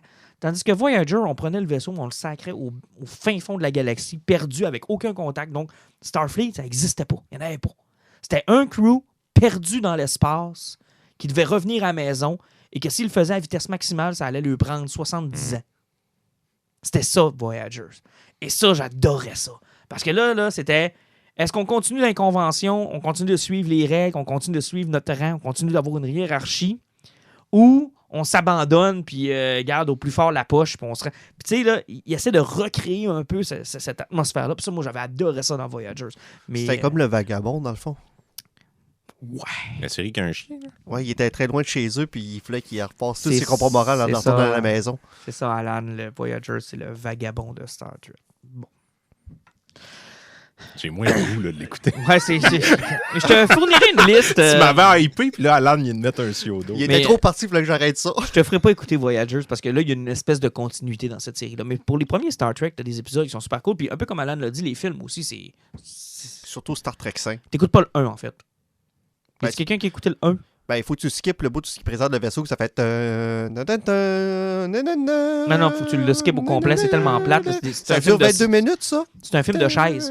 Tout le monde est sur des chaises pendant genre 1h30. Pas pire que Star Trek 5. Le film au grand complet était tourné sur le cockpit, puis la seule fois qu'ils ont sorti, c'était sur un plateau à 3 étages avec de la fumée. Ah, le 5, c'était terrible. C'est lui qui parle avec les baleines, ça. Hein? Non, ça, c'est le 4, ça. Ça, c'est terrible. Le aussi, 5e, ça. ils ont fait le film avec 50 000 $. Ouais, c'est terrible. C'est pourri. Mais Star Trek Wrath of Khan, Search for Spock, le 6 qui est incroyable, qui est un de mes préférés. Ben, le 6, c'est parce que ça a été le film qui a plus marqué Star Trek, parce que c'est le film qui a mis la fin à la guerre Klingon. Oui, puis en fait, c'est sorti dans le même temps où on venait de gagner la guerre froide. La guerre froide se terminait au moment où on faisait le film. Je vais vous faire une confidence. Là. Quand j'étais jeune, là, donc à peu près 5-6 ans, là, il y a 2 choses qui me terrifiaient. Chucky, je me réveillais la nuit pour y penser, puis le verre qui rentre dans l'oreille que Khan met dans Star Trek 2. C'est terrible, ça. Cette scène-là, là, ça fait tellement longtemps qu'elle est avec moi. Là. C'est terrible, cette scène-là. C'est un des seuls films que j'ai vu de Star Trek, le deuxième. Effectivement. Non, c'est terrible comme scène. Là. Ça fait déjà un moment que les nommés sont sortis pour les Oscars. On a eu entre-temps les Golden Globes. On a aussi l'autre prix, Alan, là, je te vise, tu sais, celui des... Les Razzies?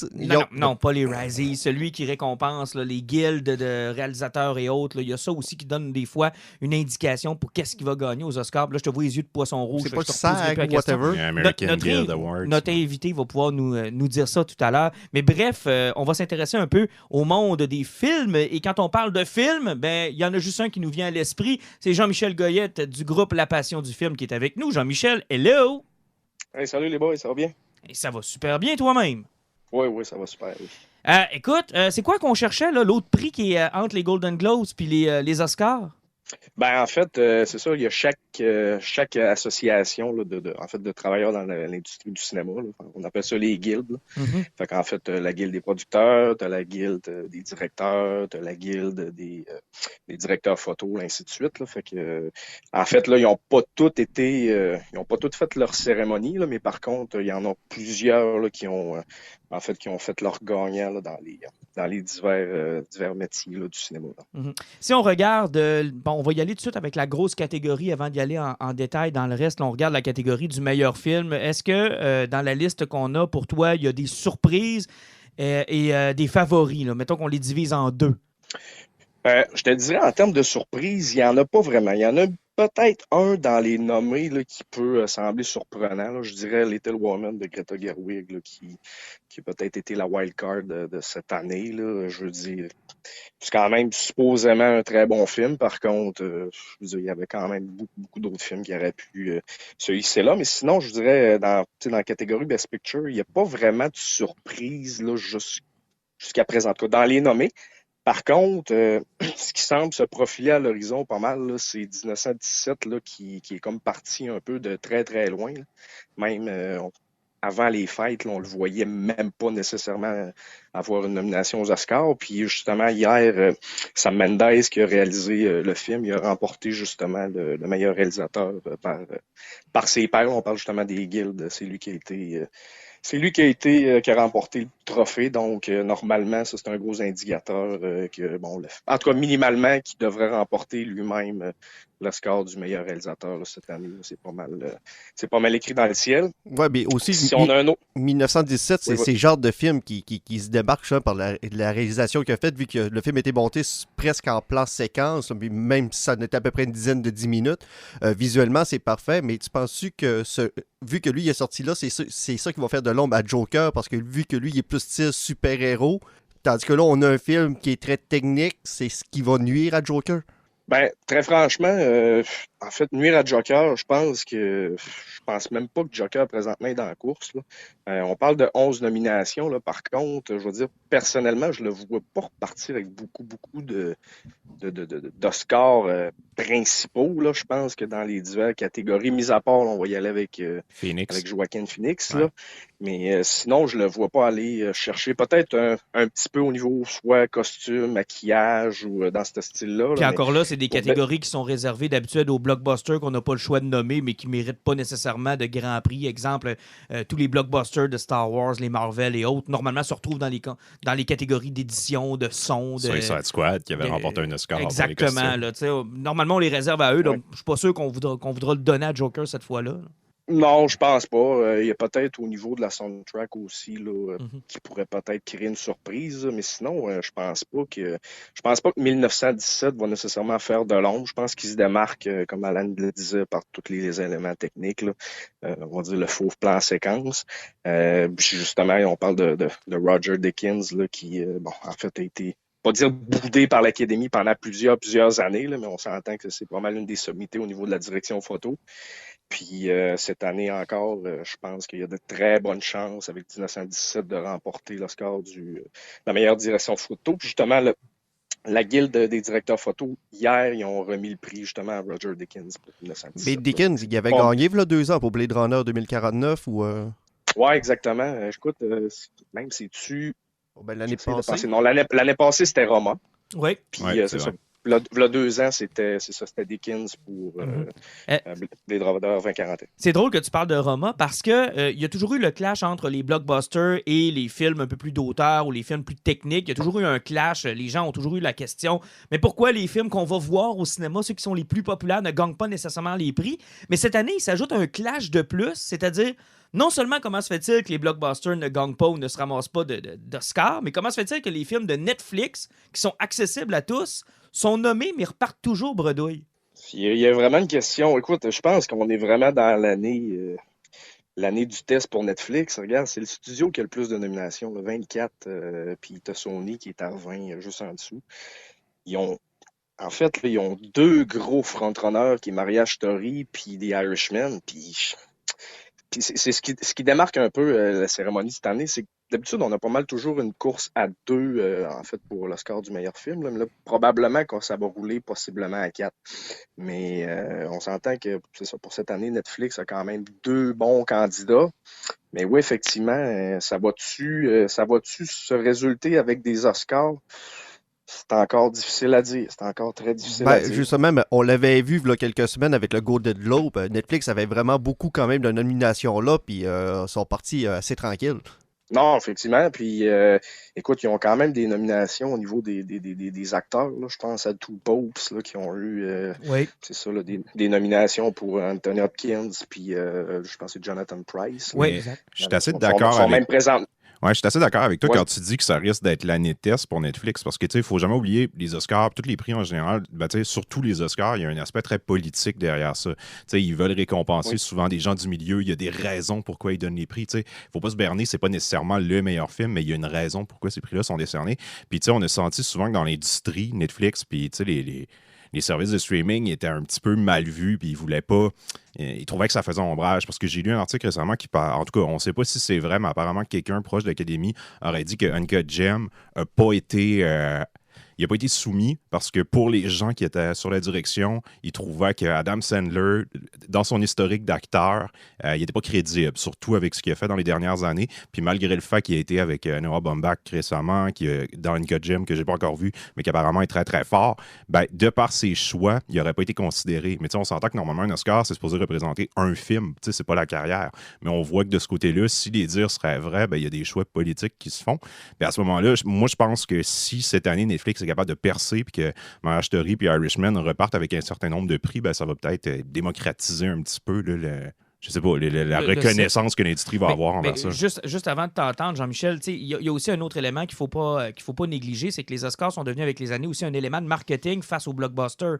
Il y a des films qui ont réussi à aller chercher de l'argent ou à aller faire leurs frais parce qu'ils ont obtenu des nominations ou encore parce qu'ils ont gagné des statuettes. Tandis que les Netflix de ce monde n'ont pas nécessairement besoin de cet élément de marketing-là, étant disponible pour tous dans un abonnement, dans un format où faire de l'argent pour eux, c'est un peu encore...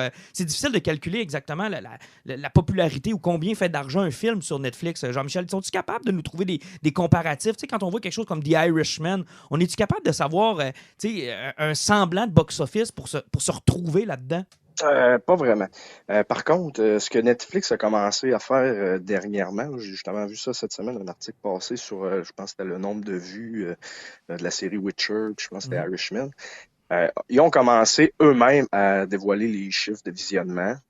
Par contre, je sais que dans le passé, il y avait une firme indépendante qui tentait de calculer le nombre de visionnements, mais ça reste quand même, somme toute, très abstrait, puis c'est pas le même modèle d'affaires que l'industrie du cinéma standard. Il n'y a pas vraiment de comparatif. Tu peux seulement le comparer avec la performance d'autres films de plateformes de streaming. Là, parce que c'est un peu ça qui dérange l'industrie, dans le fond. C'est que ça devient quand même une façon, comme je le disais, pour ceux qui reçoivent des Oscars, de ressortir en salle. Ou 1917, par exemple, si ça n'avait pas été de ses nombreuses nominations puis de sa victoire au Golden Globe, je ne suis pas convaincu qu'au box-office, on aurait eu le même résultat.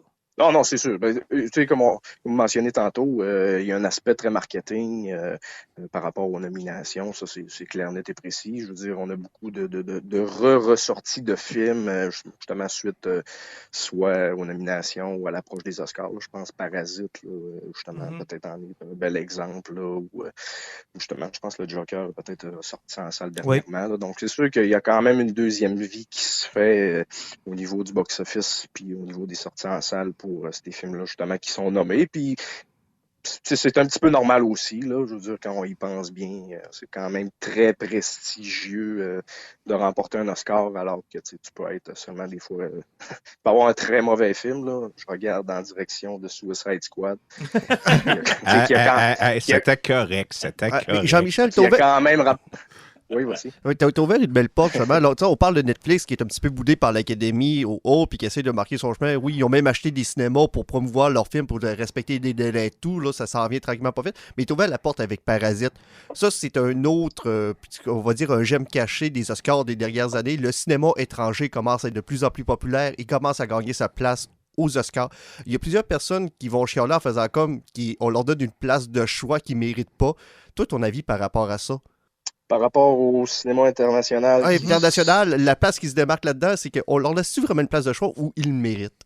À mon avis, ils le méritent. Là. Je pense pas qu'on fasse nécessairement de traitement de faveur au cinéma international. Là, moi, je parle principalement, mettons, dans la catégorie Best Picture. C'est sûr que, le cinéma international a quand même sa catégorie propre, là. Mais non, je pense pas qu'un film comme Parasite ou un film comme Roma, dans les dernières années, qui ont réussi à avoir des nominations dans les deux catégories, là, c'est-à-dire meilleur film étranger, puis non, je pense pas qu'ils volent la place là, du... Puis, en fait... Moi, je revirais la question de bord. Je me dirais pourquoi il y a une surreprésentation du cinéma américain dans la catégorie Best Picture, si ce n'est pas justement que l'industrie est très centrée sur son propre. Ouais, les membres de l'Académie. Très américaine. Là, ouais. Je pense que c'est la question inverse qu'on devrait se poser. Là, c'est très, très surprenant de voir justement très peu. Il y a plein de bons cinémas qui se fait partout dans le monde. Puis curieusement, je veux dire, ils sont très, très, très peu souvent dans le Bollywood est presque plus gros qu'Hollywood. Puis, tu sais, mis à part un Slumdog Millionnaire, qui est même pas un film Bollywood, mais qui s'en rapproche, c'est ce qu'on est les plus proches de ça. Moi, en fait, je me questionne sur la pertinence. En fait, les Oscars, ça devrait récompenser peut-être que les films américains, puis ils devraient se concentrer sur avoir un prix pour les films internationaux, parce que je trouve un peu bizarre que tu crées ton cinéma, il est américain, tu te crées une catégorie pour films internationaux, mais tu prends un film international, tu le présentes aussi dans Best Picture. Ça veut dire quoi? Parasite devrait-tu être dans les deux? Ça veut-tu dire qu'il y a une sous-classe? Moi, je suis pas à l'aise avec ça. Mais en même temps, moi, dans ma tête, les Oscars, ça récompense pas les meilleurs films. Ça récompense les meilleurs films américains. Je suis pas mal d'accord avec ce que tu dis. Là. Écoute, c'est vrai que ça récompense principalement le cinéma américain. Puis, tu sais, on parle, mettons, de film international, là, mais tu sais, on s'entend aussi que le cinéma d'animation est très souvent boudé dans la catégorie Best Picture. Beaucoup, là, Très, beaucoup. il y a vraiment, vraiment beaucoup de très, très bons films d'animation. Là, cette année, je dirais peut-être un peu moins. C'est plus faible, hein, cette année, dans cette catégorie-là. On regardait, là, Ouais, puis j'étais comme... je crois que oui, là, cette année. Mais tu sais, il y a quand même des bons films, là, mais justement, là, une des surprises de cette année, c'est Frozen 2 qui a été... Ouais. Mais c'est quand même intéressant de voir, par exemple, la liste des nommés, de se dire ah, cool, même si Disney accapare 95% du box-office, il y a quand même un autre bon 5% de films que j'ai pas vus. Non, effectivement. Non, il y a plein de bons films, il y a du cinéma pour tout. Puis, tu sais, aux Oscars, c'est ça, ça récompense, on va dire, ce qui est fait de mieux dans l'année au niveau du cinéma. Puis, moi, je le dis tout le temps, mais tu sais, les perdants là-dedans, dans ces cérémonies-là, souvent, c'est le cinéma indépendant, qui est très, très, très souvent sous-représenté parce que on parlait tantôt un peu de la game politique derrière les Oscars, mais tu sais, les petits studios, tu sais, un studio comme A24, là, qui, depuis dernières années, là, je veux dire, sort de la qualité, là, comme c'est pas possible. Puis, je veux dire, regarde, cette année, seulement une nomination pour A24 là, dans la catégorie meilleure cinématographie pour The Lighthouse. T'sais, c'est très peu. Là. Il y a eu des très bons films là, dans 24 de Farewell, il y a eu Uncut Gem, en plus de Lighthouse. Fait que, moi, je te dirais, ça mérite d'être vu presque au complet. Très, très sous-représenté. Puis ça prend énormément de sous pour pousser la candidature entre autres. Fait que c'est un peu malheureux. Puis, il faut le prendre pour ce que c'est. C'est une industrie qui va sur ses propres films, tu sais, au final. Fait que... Mais même à ça, même dans leurs propres films, ils sont pas très bons parce que non seulement ils boudent l'international, ils boudent ce qui se fait dans d'autres studios, mais ils boudent même leur propre blockbuster qui fonctionne bien au guichet puis qui rend les gens heureux en se donnant une espèce de... Moi, j'ai toujours pensé que les Oscars devaient être divisés en deux. Là. C'est un film qui représente une cérémonie qui récompense ce qu'on appelle le plus grand public, puis une autre qui va justement servir à nous faire connaître des films qu'on n'aurait peut-être pas vus parce qu'ils ne sont pas distribués de la même façon que les blockbusters. T'sais. Moi, je pense qu'il y a de la place pour deux galas tant qu'à moi. Ouais. C'est sûr, en fait. Là, on s'entend que le cinéma à grand déploiement va probablement être plus boudé. Mais je regarde les nommés cette année, puis c'est du cinéma accessible. Là. Ford versus Ferrari, c'est super accessible. Irishman, Jojo Rabbit, Joker. 1917, c'est du cinéma. C'est pas du cinéma à grand déploiement comme on le voit. Mais c'est du cinéma grand public. Bon, on a vu pire que ça dans certaines années. Là. On a déjà vu pire que ça avec des noms. On a fait... Comme le patient de lait? Genre. Mais avant de se laisser, Jean-Michel, je serais curieux dans les grosses catégories d'avoir tes prédictions puis qu'on va te les faire jouer une fois que une fois que le gala on va te donner ton score après. On va te donner ton score. Ça, c'est chiant, mais je vais commencer avec les 4 catégories que je suis pas mal sûr que je vais frapper dedans, là, parce que on a pas mal 4 looks dans la catégorie d'interprétation. Okay. Joaquin Phoenix pour le Joker, oui. C'est pas mal sûr. Après ça, au niveau d'interprétation féminin, Renée Zellweger dans Judy, je suis pas mal sûr que ça va être ça aussi. Okay. Meilleur second rôle féminin, Laura Dern pour Mariage Story. Puis Brad Pitt dans Once Upon a Time in Hollywood. Ah oui, tu penses que Brad Pitt part avec? Ah, écoute, les 4 que je viens de te nommer là, ils sont repartis là, justement au Screen Actor Guild Award avec les honneurs. Fait que, ça suit pas mal, je te dirais, les Oscars. Fait que là, si on y va dans meilleur film puis meilleure réalisation. Meilleure réalisation, c'est sûr, c'est Sam Mendes. J'ai regardé justement les statistiques, là, mais je pense là, dans les 50 dernières années, là, au niveau du directeur, lorsqu'il va remporter le directeur Guild Award, je pense que c'est une affaire comme 90% du temps, ça se résulte avec un Oscar. Sam Mendes, c'est pas mal sûr. Best Picture, là, je vais être franc avec vous autres, c'est ça, cette année, on a une course pas mal à 4 avec, c'est ça, Irishman, Once Upon a Time in Hollywood, 1917, il commence à se démarquer un petit peu plus. Aïe, j'irais pas mal avec 1917, là, mais tu sais, Once Upon a Time in Hollywood, là, justement, les Oscars ont souvent une historique, là, en fait, d'aimer les films qui parlent d'eux-mêmes. Qui parlent d'eux autres, ouais. C'est ça, tu sais, les La La Land, puis les The Artists, là, puis je pense que c'est le genre de film qui pourrait plaire à l'Académie. Je pense que malheureusement, ça sera pas encore l'année de Netflix. Je pense pas que The Irishman ou Mariage Story pour repartir avec les...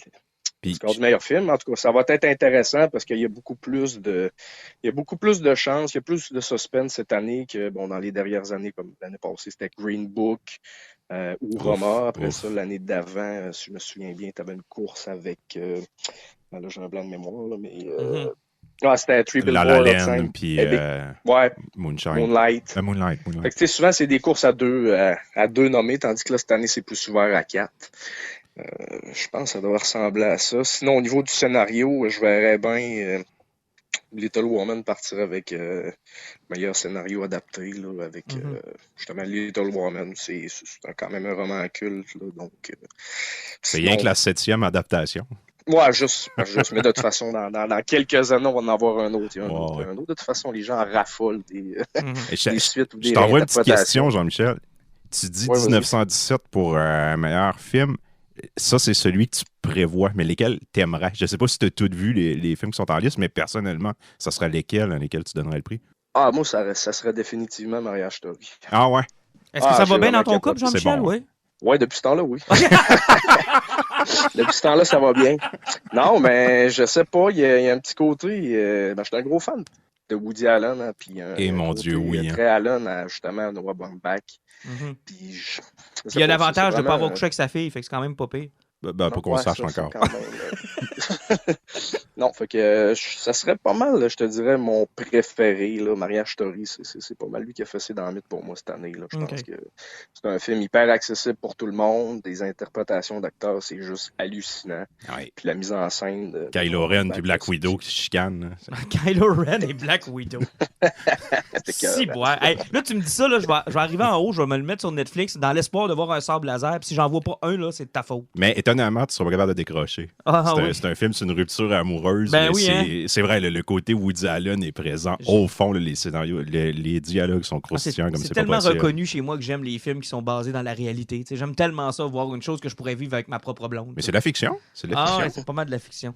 Fait que si je retiens de notre conversation, Jean-Michel, si la passion du film avait un prix à donner, ce serait à Marriage Story, c'est ça? Moi, personnellement, oui. À l'unanimité. Le board au complet de la passion du film, c'est-à-dire moi. Toi et juste toi. Pour les gens qui les gens qui ont apprécié notre conversation, la passion du film sur Facebook, c'est là qu'on retrouve ton groupe de crinqués. Toujours des belles discussions, des belles découvertes aussi. Nous, on dit souvent que chez Les Injustes, ce qu'on aime, c'est faire des découvertes. Puis ton groupe en matière de cinéma permet de faire de belles découvertes. Si les gens veulent aller participer, c'est super réactif comme groupe. Puis on voit passer beaucoup de belles choses, Jean-Michel. Fait continue ta belle job sur ce groupe-là. Ouais, merci. Ça fait 4 ans aujourd'hui que j'ai créé le groupe, vraiment. Bon. On est bien timé. Bien timé. Bon 4 ans. Bon 4 ans, effectivement. Ouais, Comment? Bon 4 ans. Félicitations. C'est les noces de quoi, 4 ans, d'habitude? Ouais, c'est les noces de quoi? C'est les noces de pellicule? Les noces de pellicule de film? Je sais pas, mais après avoir écouté Marriage Story, ça peut bien arriver que je divorce du coup. On a besoin de ta main de fer. On a besoin de l'empereur. C'est les noces de cire. Ah, c'est les noces de cire. Donc, bonne noce de cire, Jean-Michel. Puis merci d'avoir pris le temps de nous jaser. Hey, salut. C'est toujours un plaisir, les gars. Salut. Bye-bye. Parlant des Oscars, mettons que j'avais à vous demander vos choix personnels pour qui va gagner le meilleur film. J'en ai que tu me disais que tu les avais pas mal déjà toutes vues. Ouais, en ce moment, il reste 19-17 puis Ford et Ferrari que j'ai pas vu. Ford et Ferrari ne m'intéresse pas vraiment. 19-17, je vais essayer de le voir dans les prochains jours.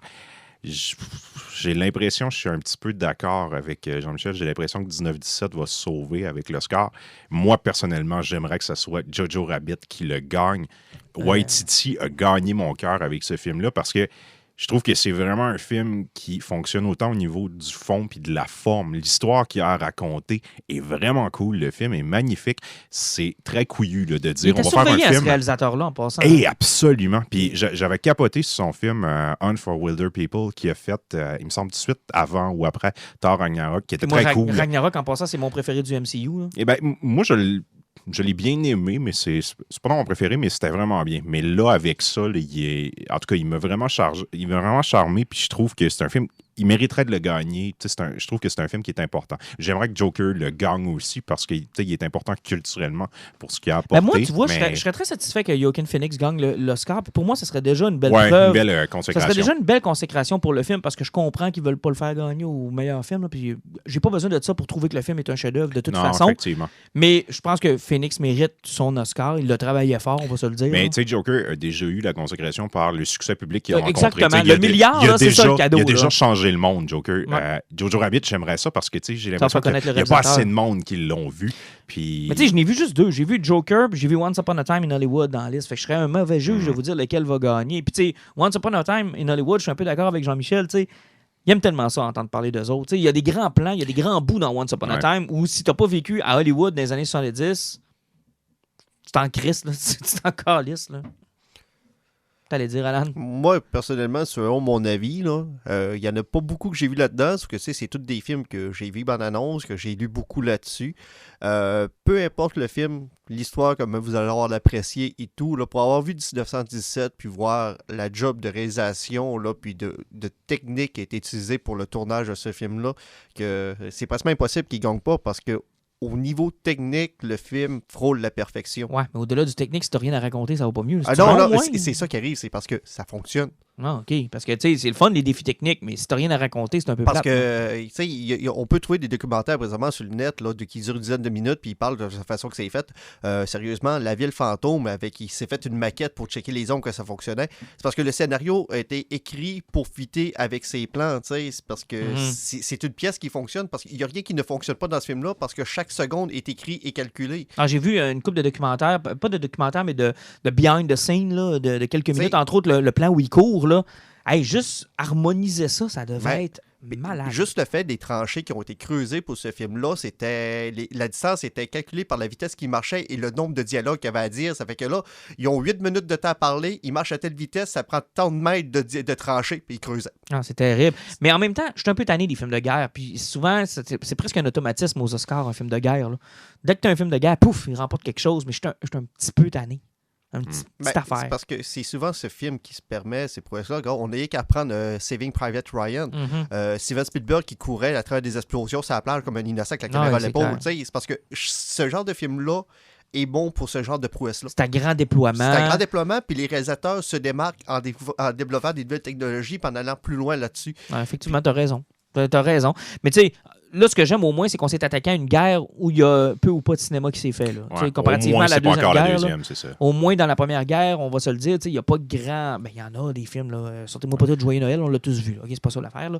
Mais, je veux dire, c'est moins mis à l'avant-plan. Il y a beaucoup plus de films sur la deuxième que la première. Ben oui, bien plus. Fait que tu y vas pour 1917? Ouais, sans aucun doute. Il faut avoir vu le film pour, je pense, comprendre pourquoi. Moi, je vais y aller juste pour être différent de vous autres avec Joker. Même si je sais qu'il ne gagnera pas. Mais j'y vais pareil avec Joker. Puis, si vous voulez voir une grande performance d'acteur, je pense que Phoenix va l'avoir pour Joker. Là, mais écoutez Marriage Story. Ouais, Adam Driver. Le titre a l'air plate. C'est la séparation d'un couple. Ça s'appelle Marriage Story. Puis c'est 2 heures sur Netflix.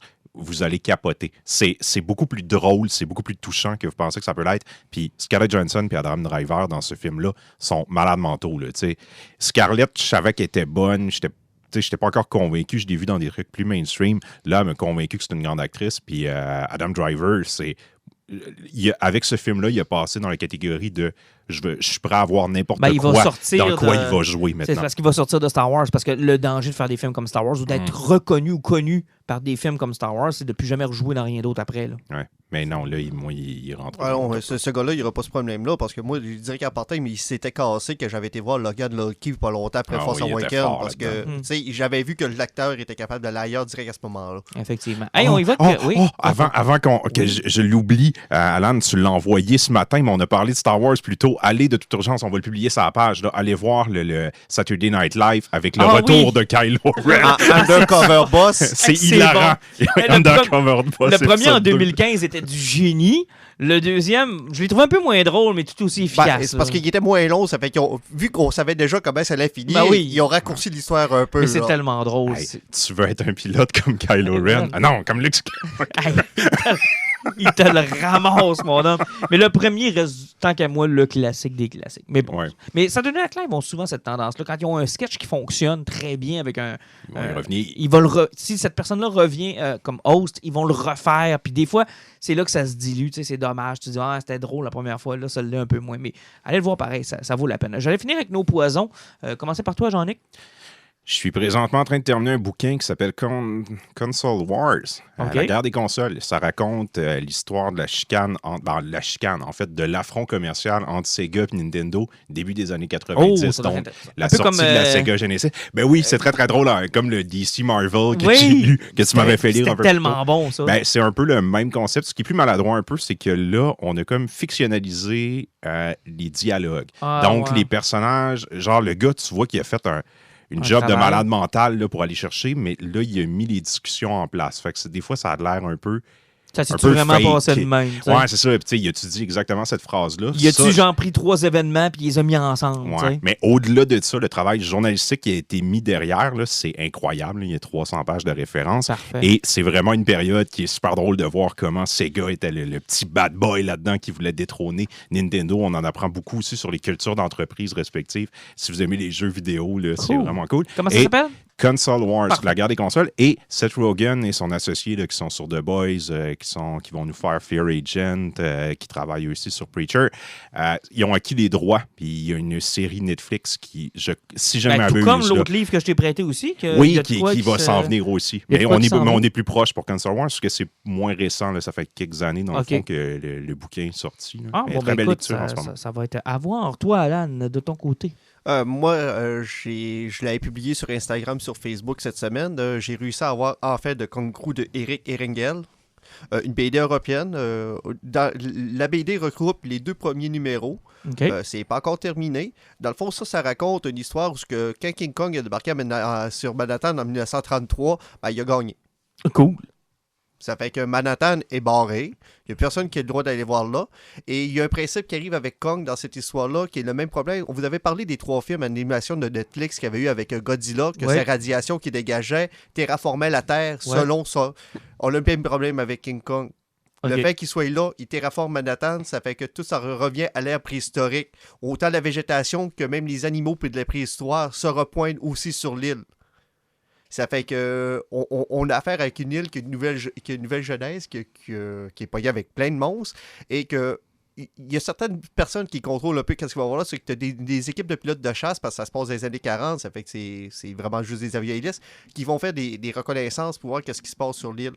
Mais là, on commence l'histoire avec un scientifique, avec un gars qui va comme faire un tour sur l'île, parce qu'il va y prendre des échantillons, parce que veut pas, c'est des plantes préhistoriques qui sont là. Ben oui. Donc, tu suis ces gars-là qui sont là, puis tu as un autre team aussi qui va aller essayer de les retrouver, justement parce qu'il y a du monde qui est rentré illégalement sur l'île. Puis, c'est super bon. L'histoire, la prémisse est super intéressante. Le seul gros problème là-dedans, c'est qu'on a eu que les 2 premiers volumes, puis on voit pas vraiment King Kong là-dedans. C'est que ça m'a un petit peu déçu. Ouais, mais là, j'imagine que...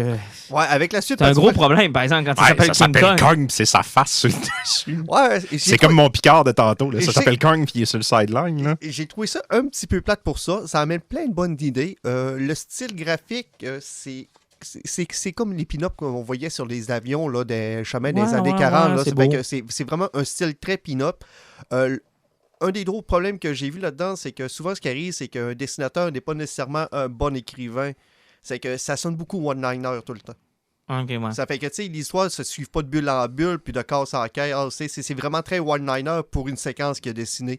Mais c'est super intéressant, c'est super beau. La BD est super belle. Mais j'espère que la suite va avoir plus de Kong puis que ça va aller plus loin. Mais sinon... Là, ça va être moins long avant qu'elle sorte aussi. C'est quand on parle de quand? Là? Dans 7 ans. J'en ai aucune idée. C'est la BD européenne. Ça, à ce moment-là, on ne sait jamais à quelle vitesse que ça peut sortir. Ouais. C'est à peu près comme les mangas japonais, qu'un Japonais décide de se foirer puis que ça va pas vite. Ben, elles osent parce qu'au niveau du... Ils sont pas comme les Américains où que si tu ne sors pas assez vite, tu te fais rentrer dedans assez vite. Ouais, puis les Américains, ça les force souvent à prendre des raccourcis puis à péter des bonnes histoires. Ouais, puis parfois, c'est l'inverse. Les mangas, c'est aux 2 mois, il y en a un qui sort. Là. On est loin de ça que la BD européenne. On est loin. Mais en même temps, c'est pas le même travail non plus. Là. Et je terminerai avec le mien. Oui. Écoute, j'en suis au 4e épisode de la 3e saison de Sabrina, l'apprentie sorcière, chez Netflix. C'est toujours aussi bon. C'est délicieux. On pardonne beaucoup, beaucoup à cette série-là, de par le fun que les actrices et acteurs ont l'air d'avoir dans la série, puis de la façon dont ils se prennent pas au sérieux, parce qu'il y a plein de trucs qui fonctionnent pas. Il y a plein d'affaires que tu dis, mais voyons donc, c'était pas ça. Mais c'est pas grave, on passe rapidement par-dessus, parce qu'on a du fun, puis que Sabrina est un personnage qui est toujours dans le j'avance. Je prends jamais 2 minutes pour réfléchir, puis je prends des décisions, puis la décision que je prends, c'est jamais la bonne. Puis ça ne fait qu'empirer. Puis elle a cette tendance à mettre des doigts sur les trous, là. Mais c'est parce qu'elle m'a amené un manque de doigts, là, puis là, ça se met à couler pareil. Puis ça fait que ça rend la série intéressante. Parce qu'à toi, dans les trous, puis ça coule. Écoute, c'était pas le meilleur exemple. J'avais en tête plutôt... cette série-là au juste... À cause de Sabrina. Bon. Non, Sabrina, ça, je suis pas capable de rentrer en tête, c'est la fille de Don Draper. C'était la petite fille dans Mad Men. Là. Elle jouait là-dedans quand elle avait 5 ans. Je suis incapable de concevoir qu'elle a une série où elle est ado. Oui, mais là, elle est une série puis elle est ado. Qu'est-ce que tu veux que je te dise? Mais rendu là, ce que je trouve intéressant du personnage, c'est ça. C'est qu'elle prend toujours des décisions à la va-vite. Elle a toujours l'impression que la décision qu'elle a prise, c'était la bonne puis que ça va régler son problème. Mais ça lui en crée 3 nouveaux. Et c'est constamment comme ça, tout le temps. Fait que ça donne un rythme à la série qui est intéressant. Tu sais, on en écoutait un tantôt, là, puis on se tanne pas. On a le goût de réécouter le prochain tout le temps. Fait que c'est bien fait. 3 saisons. Par contre, j'ai peur que là, on s'étire parce que là, plus on va loin, plus on est obligé d'aller chercher des concepts. C'est pas juste ça, c'est parce qu'aussi, c'est rendu à 3, là, tu t'approches à la course Netflix qui a tendance à souvent canceller après 3. Exactement. Là. Déjà, j'ai hâte de voir comment va finir la 3e. Mais tu sais, je veux dire, une fois que tu es devenu reine des enfers, comment tu peux aller plus loin, là, tu sais? Y a-t-il un crossover avec Riverdale? Non, on mentionne Riverdale. Okay. Elle y va à un moment donné, mais tu sais... c'est pas très, très important dans l'histoire. On voit pas de personnage de la série Riverdale, pas encore à ma connaissance. De toute façon, ils pourraient pas, parce que vu que CW va se ramasser sur leur plateforme de streaming, le lien majeur entre Riverdale et Netflix est en train de crever aussi. Ça se casse, là. Et je terminerai avec Teenage Mutant Ninja Turtle, qui est un coup de cœur des injustes et qui continue d'en être un. Le volume 10 est sorti cette semaine. Je l'ai reçu à la maison cette semaine. C'est le procès de Krang, dans lequel on est plongé actuellement. Quelle bonne série. Je sais pas comment vous le dire, je sais pas comment vous l'expliquer, à quel point ça se lit vite, ça se lit bien, à quel point c'est du fun tout le temps. Oui, on embarque beaucoup de choses, il s'en est passé des affaires dans les derniers volumes. Des fois, c'est un peu... il en sort 2 par année, fait que des fois, c'est difficile de suivre le fil puis de se rappeler « Ah oui, c'est vrai, il y a eu ça. Ah oui, c'est vrai, il s'est passé ça. » N'empêche que c'est une super de belle série. Pour ceux qui la suivent de façon régulière, vous êtes déjà rendus plus loin que nous autres. Il commence à être le temps qu'on ramène Shredder. J'ai hâte de voir Shredder in Hell, j'ai hâte de voir City at War, j'ai hâte de revoir cette dynamique-là de New York qui est très peu présente parce que là, on est dans la dimension X et jaillit un peu la dimension X. Tout dépend. La seule fois qu'il l'avait amené avec les semi-elves, ça avait été un des points faibles de la série. C'est encore ça. Là, on est avec les neutrinos, puis c'est le procès des Utroms, puis blablabla, puis on est beaucoup là-dedans, puis des créatures, puis des voyages spatiaux. C'est terrible, hein, le contenu qu'ils ont réussi à créer pour des tortues. C'est fou raide. Là. Quand ils sont dans la dimension X, ça, c'est incroyable. Mais j'ai hâte de revoir. Moi, ce que j'aime des tortues, c'est quand elles sont à New York, dans des guerres de ninjas, puis de samouraïs, puis de contrôle, puis de... Ça, j'aime mieux ça. Là, on avait fait tout le Panthéon dans le dernier volume, là, qui était ça aussi un peu lourd. Là, on fait les Utrons, là, on va passer au travers. Mais j'ai hâte d'être rendu à Shredder in Hell, d'être rendu à City at War, puis de voir où est-ce que ça va se développer à partir de là. Vous amène Toka puis Raza.